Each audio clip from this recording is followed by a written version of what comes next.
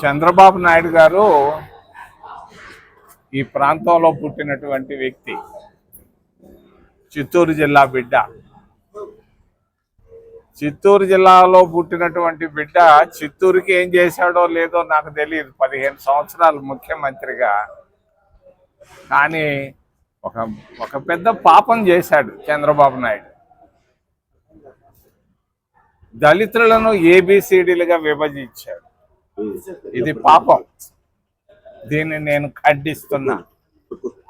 ప్రక్కనే ఉన్నటువంటి కరుణానిధి కుమారుడు స్టాలిన్ దళితులను ఏబిసిడీలు చేయలేదు. నేను ఒక మాట చెప్పదలుచుకున్నాను. దళితులు దేశ రాజకీయాలను, మళ్ళా చెప్తున్నాను, దళితులు మాలా మాదిగలు దేశ రాజకీయాలను శాసించబోతున్నారు రాబోయే 2-3 సంవత్సరాల్లో. మాలామాదిగలు కలిసి ప్రయాణం చేయాల్సిన సమయం ఆసన్నమైంది. చేసిన పాపాలు, చంద్రబాబు నాయుడు చేసిన పాపాన్ని నేను ఖండిస్తున్నా. మరి మాలామాదిగలు కలిసి ముందుకెళ్ళాలి. అంతేకాదు ఓబీసీలు కూడా మరి దళితులతో కలిసి ముందుకెళ్ళినప్పుడే రాజ్యాధికారం వస్తుంది.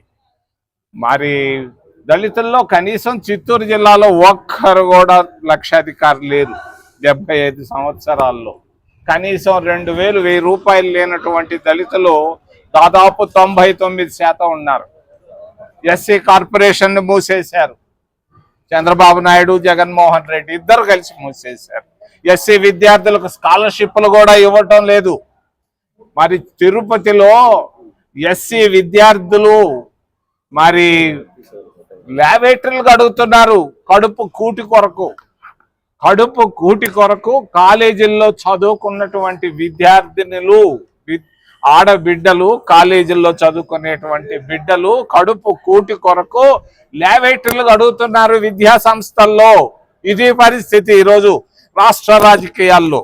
దీన్ని నేను ఖండిస్తున్నాను. మరి క్రైస్తవులకు కూడా, దళిత క్రైస్తవులకు కూడా ఎస్సీ స్టేటస్ ఇప్పించేదానికి రాజ్యాంగ సవరణ చేసి తప్పనిసరిగా చింతామోహన్గా దీన్ని నేను తీసుకుంటున్నాను. ఖచ్చితంగా దళిత క్రైస్తవులకు మరి ఎస్సీ స్టేటస్ వస్తుంది, వచ్చి తీరుతుంది 29లని తెలియజేస్తాను.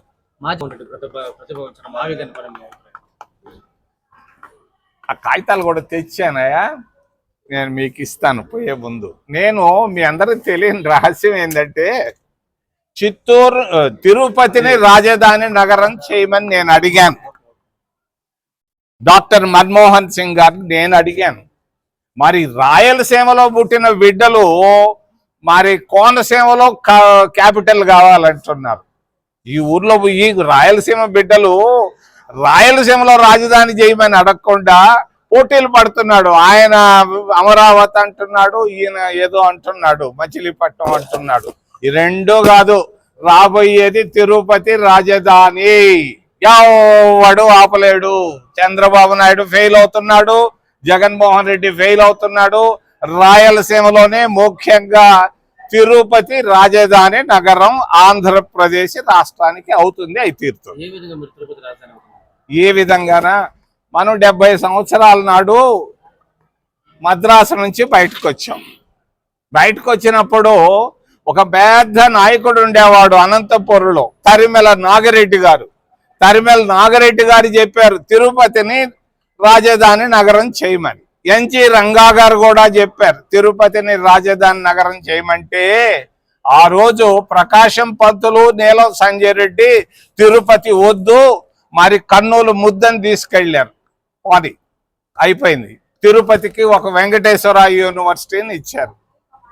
మరి కర్నూలు నుంచి హైదరాబాద్ పోయింది, హైదరాబాద్ నుంచి తుళ్ళూరుకు వచ్చింది, తుళ్ళూరు నుంచి విశాఖపట్నం, కర్నూలు, మరి ఏదేదో పేర్లు వచ్చినాయి. ఇప్పుడు చంద్రబాబు నాయుడు అమరావతి అన్నాడు. అమరావతిలో ఏదో అది చేసుకున్నాడు, బిల్లు పెట్టుకున్నాడు, అసెంబ్లీలో, పార్లమెంట్లో బిల్లు పెట్టుకున్నాడు. సరే, బాగానే ఉంది. పార్లమెంట్లో ఎన్నో చట్టాలు చేస్తున్నారు. మరి విద్యా హక్కు కూడా చట్టం చేశారు. ఏమైంది? విద్య ఏడుంది, హక్కు పోయింది. అంతే. అమరావతి కూడా అది చంద్రావతి అవుతుందే గాని అమరావతి కాదు, దాన్ని చంద్రావతి అని అంటారు.